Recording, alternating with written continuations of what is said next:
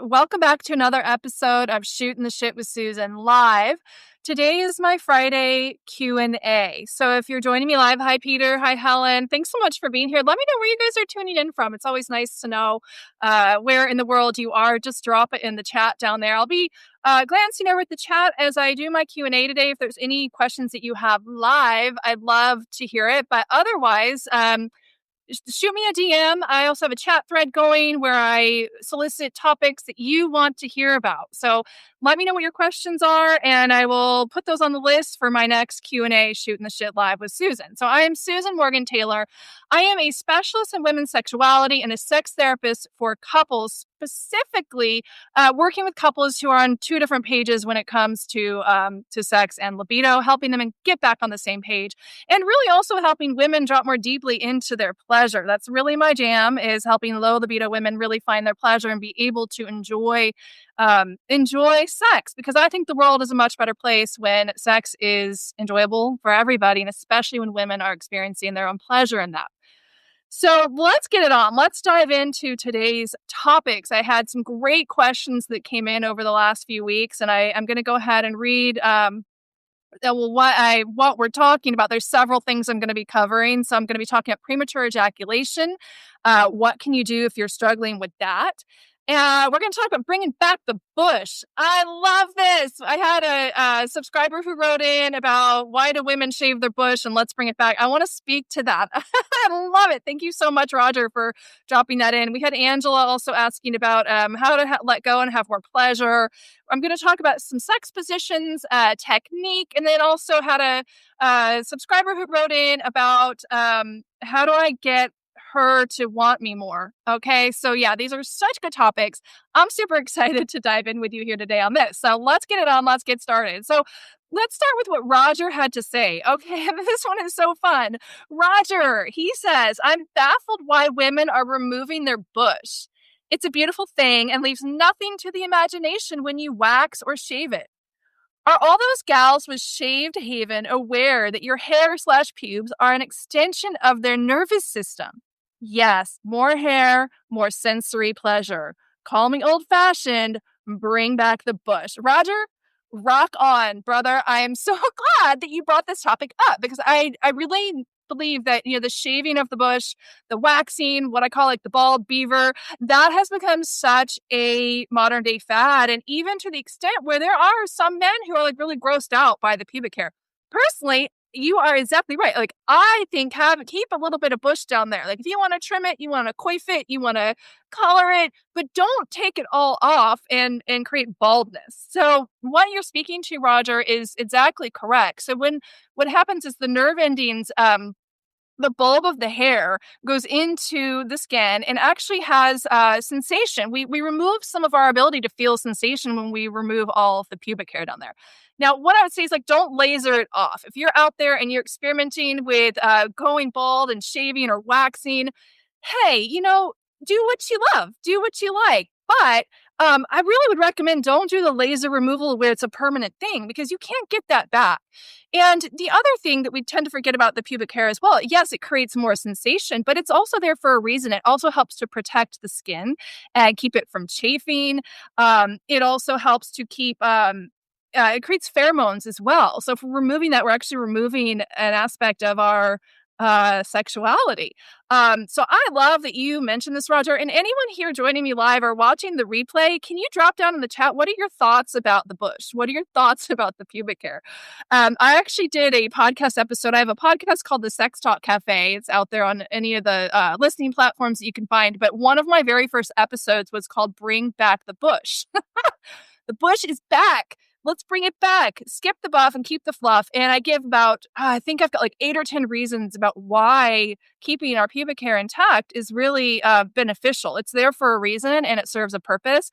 I think you also speak to a little bit of like the mystery and the imagination. I mean, that's really cool as well, that there can be sort of the externalization of the genitals is kind of what we're doing when we're just taking all the pubic hair off of our bodies as women.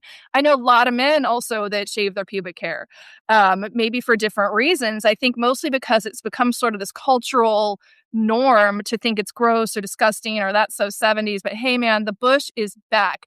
And let's bring it back. And I think we should make January like National Love Your Muff Month. What do you say? Are you guys in with me? It's the month where you grow your bush back, even if just for the month, just to celebrate all these amazing things about the pubic hair. What do y'all think about that? Like, drop it down in the chat. I really would love to hear what your thoughts are on it. And see, is there anybody else out there that agrees with Roger and myself? I think there's more of us than care to admit, partly because there's so much shame that we have around our bodies and also just around keeping things natural down there, especially for women. I've got my cat over here. He's wanting to join me for this live. He's really bothering me. I'm going to get him in here. This is my cat. This is my cat, Mittens. Say hi to everybody. All right. Okay, let's get on to our next question. So PK writes in, can you please tell me how I can last longer in bed? I can't go longer than 1 to 2 minutes. It's very embarrassing just saying that, but I have no control over it. So it's really not my fault. But I will do anything to fix this. Please help me. PK, thank you so much for your honesty and your vulnerability and writing in and asking for help. So there's a few things I want to say to this. And the very first thing I want to say is that it's never your fault. So we really have to shift our mindset around that if something's not working in our body the way that we want it to, that somehow we're to blame or there's something inadequate or it's our fault. The same is true if something's going wonky in your sexual relationship. It's not necessarily your fault. All right. So I really want to be clear on that. I did a post a while back called, I think it was Solutions for Low Libido Women. And I had so many men that chimed into the comments saying like, why are you blaming the man all the time? Why is it always the man's responsibility? And you're never going to actually hear me say that. If anything, I always encourage women to take accountability for their pleasure. I encourage everybody to take accountability for their own pleasure. So it's never anybody's fault. And especially if your body isn't behaving the way that you're wanting it to, those are two different things. There's the way your body is behaving, and then there's this thing you wish your body was doing, but it's not. So blaming ourselves and living in that place of like feeling blamed, it's my fault, just creates more shame. It's just going to create more problems. So that first piece is shifting your mindset around this. So this thing is happening. Obviously, it's distressing to you. I'm going to speak two things to this. Now, tell me if this is you, PK. If anyone can relate to this and you want to chime in on the comments, I would really love to hear. There are some men, and I have met these men in my past when I was single, who sometimes ejaculate very, very quickly in that first 1 to 2 minutes, but they also can get erect again actually very quickly. Not sort of that standard 20 or 30 minute refractory period that we've been told about, but there are some men that actually can get hard again within a few minutes of that initial ejaculation, and then they can stay hard for a lot longer so that they can please their partner. A lot of times that's what's going on here is like, oh no, it's over, and then she didn't really get her pleasure out of it. And obviously, if you care about your partner, you're wanting to make sure that she also gets some pleasure.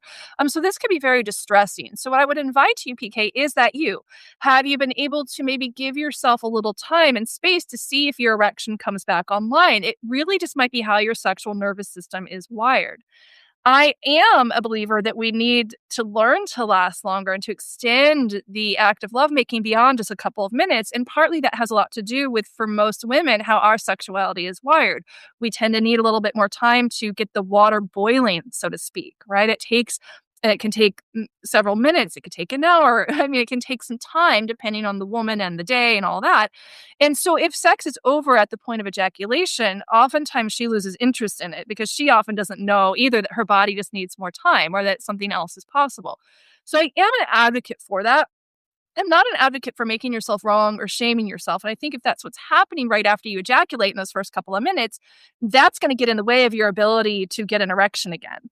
So give yourself some time and space. Be gentle with yourself. If you're with a partner, ask for her patience as well. Sometimes as women will jump in and we'll be like, well, what happened and what's wrong and how do we fix it? And that never really is a good idea. It turns it into like a whole thing, and then he's thinking about it every single time, and then it contributes to that performance anxiety. So if you can make sure that your partner is like on the same page with you, look at this as an experiment. That's the best way to come at anything when we're trying to have a new experience or try something different. It's an experiment. Can you be curious? Can you just see what happens? If you just breathe, you take away the shame, maybe you'll be able to get an erection again right away, and you can continue with the lovemaking. Now, in terms of some techniques, some things that you can actually do, in order to start to be able to last longer, if that's what you're after, there's a couple of things. Number one, we underestimate the importance of breath. Slowing down, using our breath to breathe more deeply into the body, breathing all the way into the abdomen, breathing into your balls, into your cock, taking the breath. So it's not just staying up here in the chest or just above the diaphragm. We tend to, as a habit, have very shallow breathing. So part of lasting longer, really the first place that begins is by learning how to slow and deepen your breath. And that's something you can practice anytime while you're sitting at your desk, you're driving down the road, while you're lying in bed at night. And I would suggest that you practice this like not right as you're having sex with your partner. There's too much going on and you have a lot of stuff already that's coming into that, a lot of baggage, a lot of anxiety, a lot of, oh my gosh, what if? So practice the breathing deeply just on your own until you get really good at having nice, big, full belly breaths, where your belly expands with each inhale. And you learn how to control the breathing because the breathing is really very much connected to our ability to modulate our arousal. So that's really the first place to begin. Now, a couple other little tips that you can use. Um, Self-massage. So actually starting to release some of the tension in the musculature of your perineum and around your penis. So self-massage. So taking some time. This can be at the beginning of a self-pleasure session. This can be just on your own, just specifically for releasing some of those pelvic floor muscles. But taking some time, get some nice lotion or oil or lube, and just start to go in along the perineum. So that's the part of your body right between your balls and your anus, and just start to gently massage. And you're looking for points in that musculature that are tender, sore, or tense. And you just very slowly start to just holding pressure on those tender points, moving in deeper, and then just doing some very gentle massage.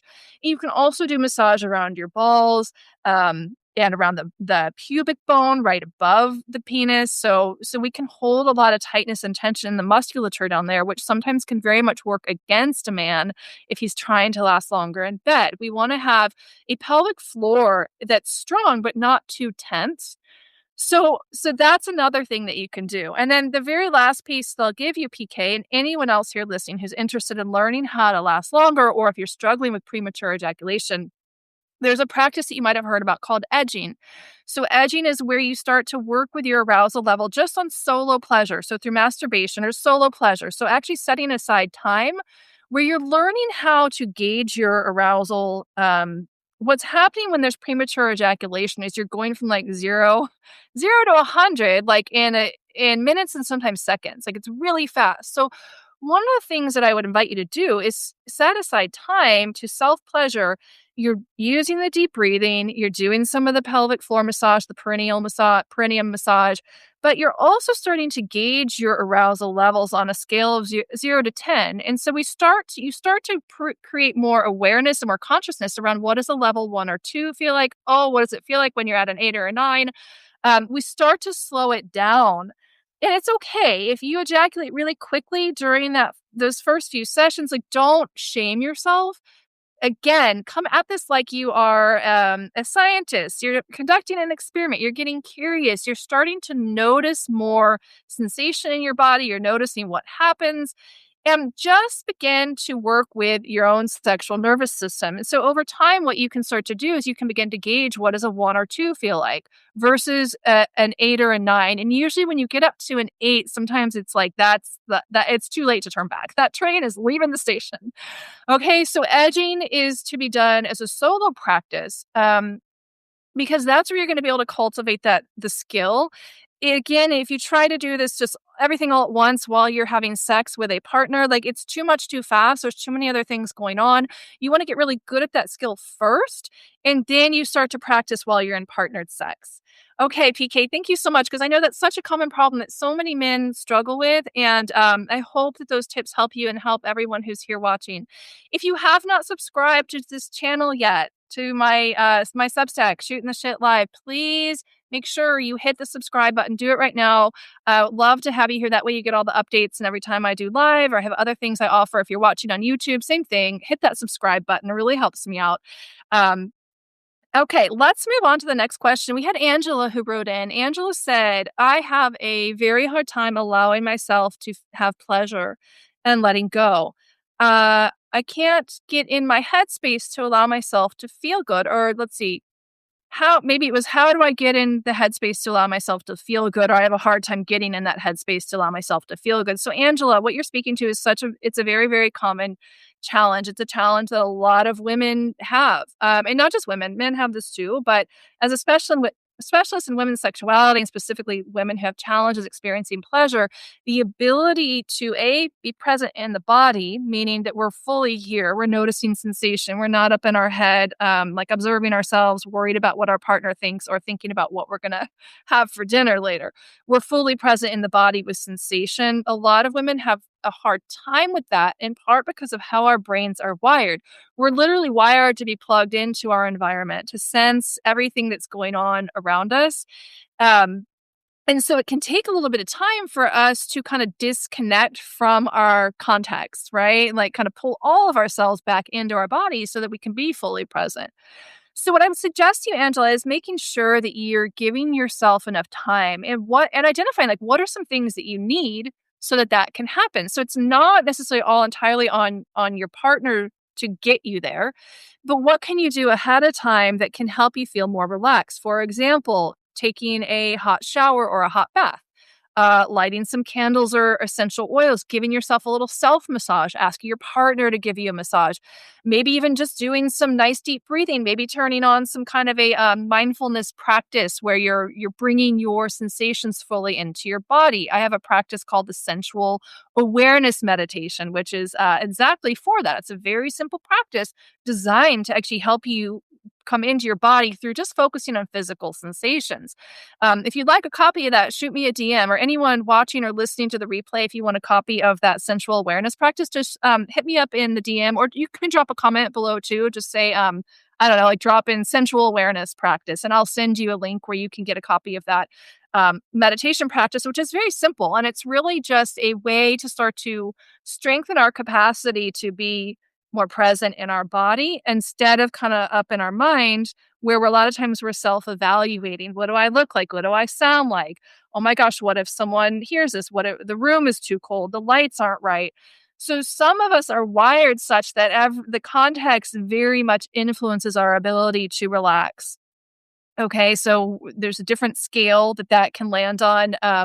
You have a high, like your brakes can come on, your sexual brakes, meaning like I can't relax, I can't get into pleasure if the room temperature isn't right or if there's noise happening outside. Some of us are wired where we have a very sensitive sexual braking system. I do have a great resource on that too, by the way, called the sexual speedometer test. If you want to find out where you fall on that scale and get a few more ideas for how you can get those breaks off, you can get a copy of that at sexualspeedometertest.com. It's free. It only takes a few minutes. You and your partner can both take it, and then you can really kind of see like what's actually going on.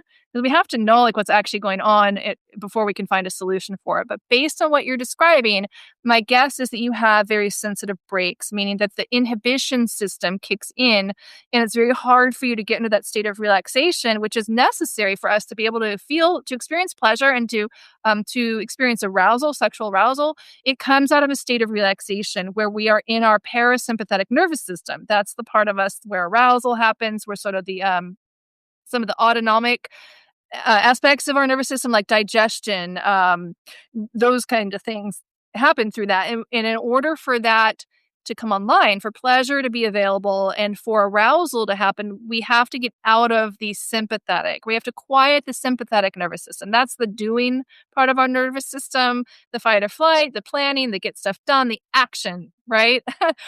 We have to quiet that part of our nervous system so that pleasure can come online. And so what I would offer to you, Angela, it's really a matter of strengthening that muscle of getting the brakes off, of quieting the mind, quieting the sympathetic nervous system, and giving yourself enough time. So making sure that you're not rushing. You might need a lot more time before you're really able to drop in and relax. And that's very common for a lot of women, again, because of how we are generally wired, how our brains are wired, how we're wired to be connected into everybody and everything around us to feel our environment. So it can take a little bit of time for us to slow down, drop inward and downward, and start to just feel ourselves, our own energy, our own bodies. and to give ourselves the permission to take as long as we need to get there without, like, sometimes we'll get frustrated and think, I'm not moving fast enough. That should be happening more quickly. Why am I not feeling anything? Anytime we're doing that, we're adding more pressure, we're adding more resistance, and we're keeping ourselves stuck in the wrong part of our nervous system. So there's a little bit of mindset shift that has to happen there as well, so that you can let go of some of that mind chatter and just like love yourself the way that it is and begin to breathe more deeply, be more present, and focus on physical sensations. And again, if you want some help with that, hit me up in the DM me, and I'll give you a link to get a copy of that sensual awareness practice. And anyone watching, if anybody wants that, if you think that's helpful, I'm happy just to give that to you for free. Okay, so let's keep rolling here. We've got a couple other really great things here. Okay, let me dive into this. So somebody said they wanted some tips on technique. I imagine like sex techniques. I'm gonna say this because this is a nice parlay from the former question from Angela.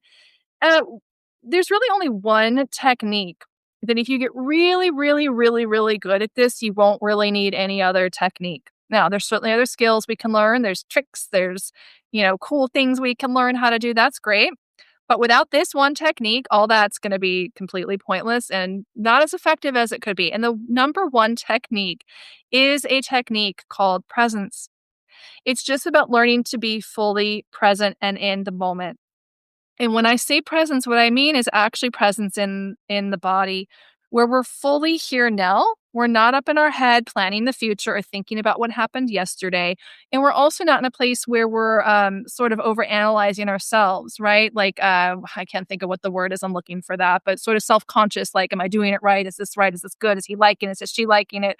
But when we're just actually here and now and fully present, and the quickest way to start to cultivate presence is through physical sensation. So what I was just telling Angela, through actually starting to cultivate that muscle of being able to notice physical sensation, it's the quickest bridge out of the thinking mind and into the present moment is to come into just noticing physical sensation. And all it is a shift in our awareness. So we're not having to do anything where we're like trying to attack our thoughts or even observe our thoughts and get rid of thoughts. Like thoughts are the enemy, get rid of them. That just creates a battle. And I just have found over the years that I've done somatic work in many different spiritual practice and sacred sexuality work, literally the quickest way is just by noticing physical sensation. Can I slow down enough just to pay attention to something happening in my body? And it's something we always have access to. We always have access to, like right now, if I'm sitting in this chair, I can feel the weight of my body on the chair. I always have access to that. And all I had to do to notice that was shift my awareness. Okay, so presence is really the best technique because what's really cool about that, when you get good at that, you can start to shift where you're holding your awareness. So I could hold my awareness right now in my chest. I could hold my awareness. I could drop down and just pay attention to the sensations in my genitals. I could take my awareness to my whole entire body all at one time. And so it can be very, very fun to start to play with this. But again, it's just a skill that most of us need to spend a little bit of time getting used to because it's not where we naturally live. We live up in our heads, right? Planning, thinking, logistics, problem solving. So what I'm speaking to is like a neck down approach. It's a neck down technique where we're not up here, we're just relaxing, softening, and it's coming into our capacity to feel, to notice what's happening in our sensual experience through the sensations in the body. And over time, we get better and better at that. We'll be able to start to notice more subtle aspects like flows of energy, for example, that's very prominent in some of the Taoist sexual traditions, Taoist Tantra. And Taoist sexuality is very much intertwined with our capacity to drop more deeply into some of these energetic pathways in our body. And that's also true just for tantric traditions in general. So the number one technique, it's the technique of presence. And a way to cultivate that is through that meditation or the sensual awareness practice that I was just speaking to before. You can get that if you want. Just let me know, DM me or drop a comment below.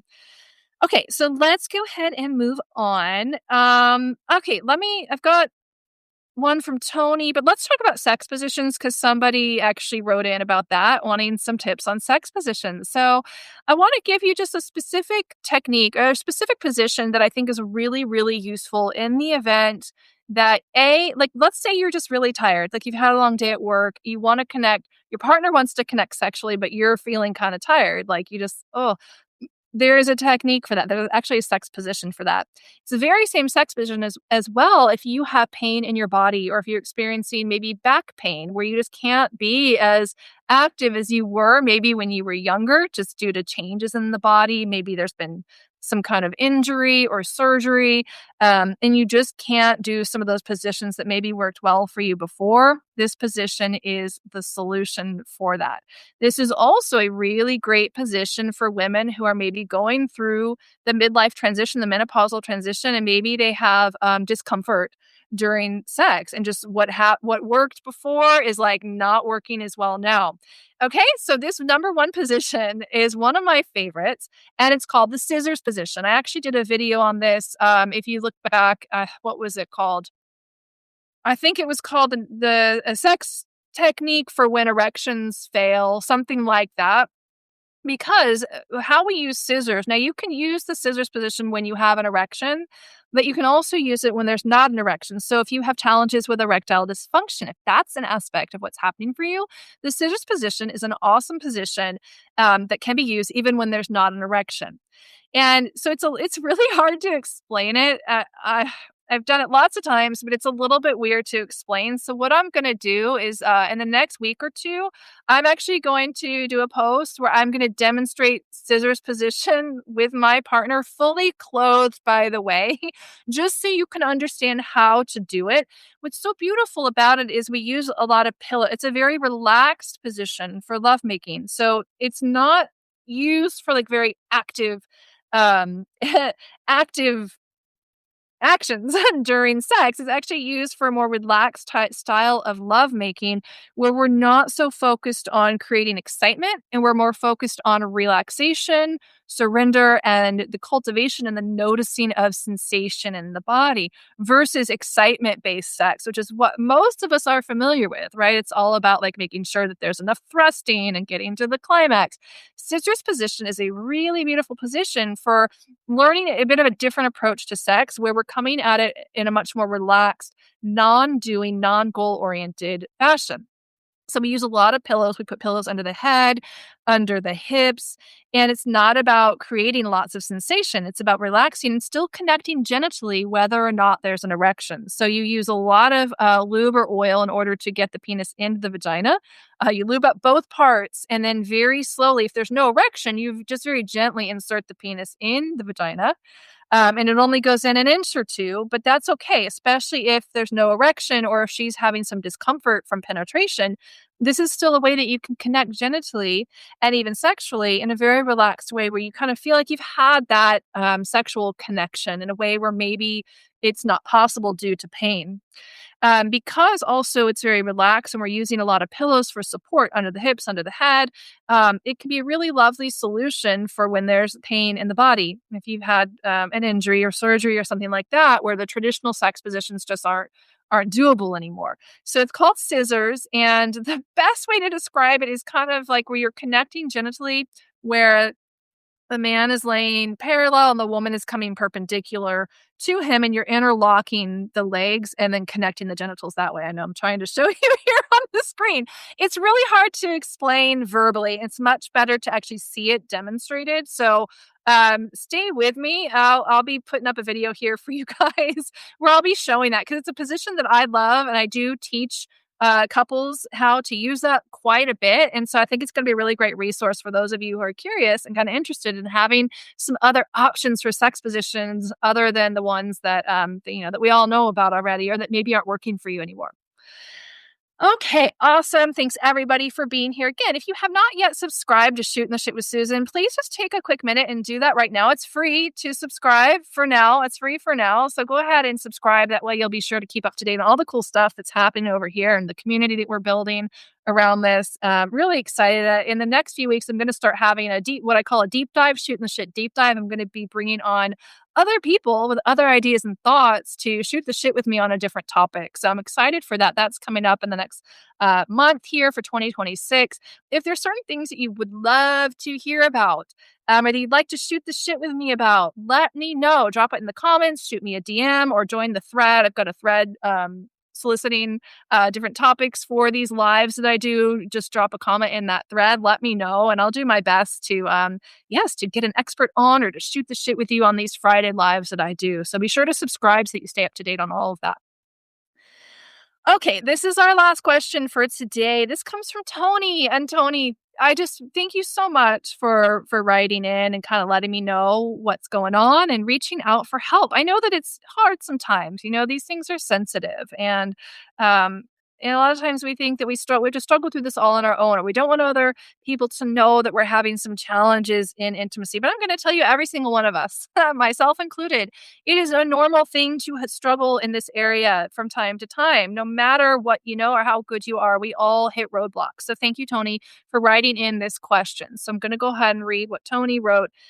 He said, my wife and I have been married for 11 years, and we have 2 young kids, and overall have a healthy sex life, on average twice a week, with a really good quality of connection. But I have to control the entire situation. If I stopped pursuing her, foreplay, setting the mood, massage, sexual tension throughout the day, masculine energy, it would all fall apart.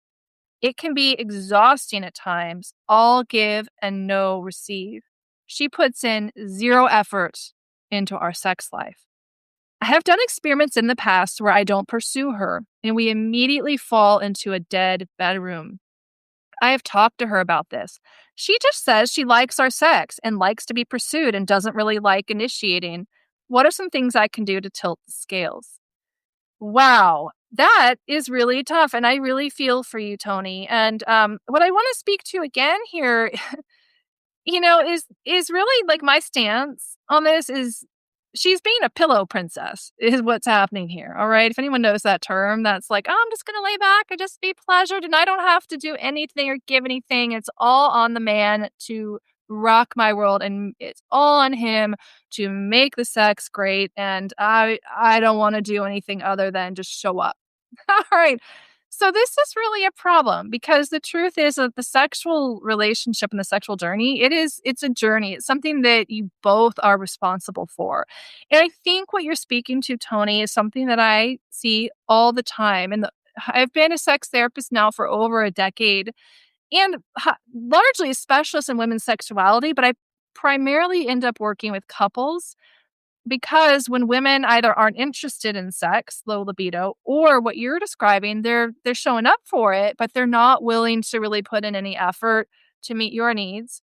What I have found again and again and again is that men have needs. Men want to be wanted and desired as much as their female partners want to be wanted, desired, and loved. As much as their female partners want to be loved, men also need to feel wanted. They need to feel desired. And, a lot of guys are just tired of having to toe the line all the time, because there's this cultural, I think that some of this is a cultural belief that we need to kind of start to, we need to work with it a little bit. This idea that the man has to do all of the work, all of the planning, all of the warming her up, all of the getting her ready. It's all on him. That is absolutely exhausting.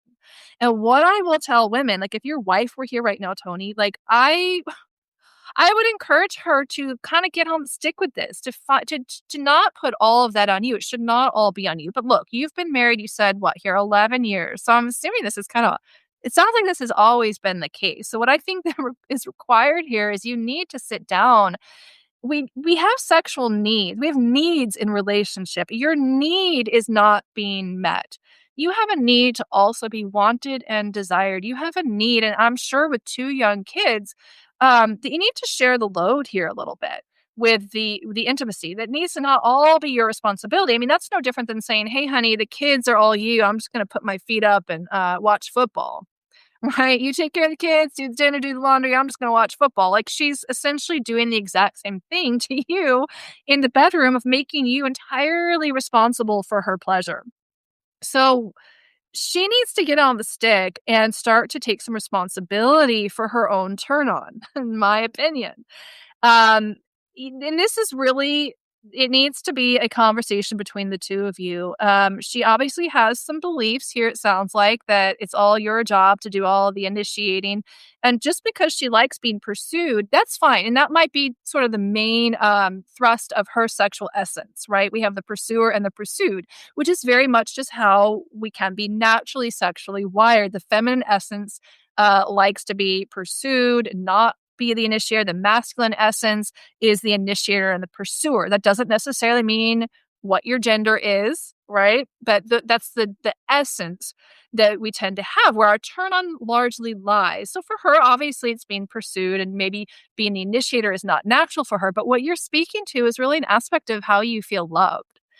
That you don't want to carry the sole responsibility of always initiating, that what would feel like love for you, I'm just guessing here, Tony, is if your wife would step up, if she might set the mood a little bit, maybe she would put a little attention on you for a change.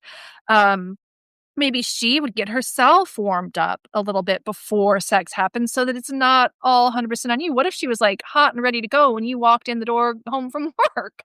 Right? Like that would be pretty hot, right? So yeah, I think that this is a conversation that you need to have because you can't be the one who's solely responsible for the sexual relationship. Now, what you're also saying is that if you don't do all these things, then you walk into a dead bedroom. Is she okay with that? And, the feminine aspect is all about if she really just wants to be in her feminine, then she can step up and start to create beauty because that's an aspect of the feminine, creating a beautiful environment, creating an invitation. So, how the feminine initiates is not necessarily through really overt and direct avenues, right? That would be our more masculine aspect, right? I'm going to do this and do that, and it's very active. How the feminine can initiate is actually through creating mood and setting beauty. So some of the ways she could do that would be lighting candles, putting on something beautiful, putting on soft music, setting the space, right? That is very much creating an invitation for intimacy to happen. Okay, so it might just be a little bit of a reframe there that needs to happen for what does it mean for her to initiate, and how could she initiate in a way that is in alignment with her nature, right? With that feminine nature of wanting to be pursued. Help her. She probably needs some help cultivating this aspect of her feminine essence. So I think if maybe she had an understanding of that, that initiating might feel more enticing for her and more enjoyable and more pleasurable. And then you could not have to be solely responsible for the sexual relationship. It is a co-created experience. So I think the way you're feeling, Tony, is really understandable. And yeah, it sounds like the two of you really need to sit down and have a heart-to-heart conversation on this, and find some beautiful and creative ways where she could learn how to initiate in a way that feels good for her. So there you are. There you have it. So I hope that that helps. Heads up, everybody. In a couple weeks here, I've got a free masterclass coming up for women at the midlife transition who are experiencing some of those negative sexual side effects. So I want to give you all heads up. I don't have like a link for that yet, but it's another one of the educational pieces that I'm pushing out here to my Substack community. I'm really excited about it. I'm going to be sharing with you the 3 secrets to rock your sexual vitality, own your turn on, and guarantee your pleasure at midlife and beyond. There's 3 things that I'm going to be sharing with you that you don't want to miss. So stay with me. I'll be letting you all know about that as I get closer. It's coming up at the end of the month, and I'm just now getting my dates on the calendar for that. But that's going to be a really awesome, fun, and very educational share that I'm really looking forward to offering to you, my community. So I just want to thank you again for being here. I go live every Friday. So join me live at noon Eastern every Friday right here on Shootin the Shit with Susan. All right, everybody, go get it on. So good to see you. See you next time.